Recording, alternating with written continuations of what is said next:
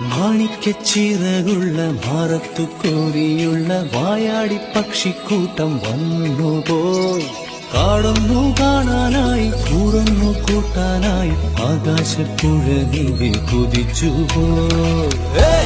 കണ്ടു മലനിര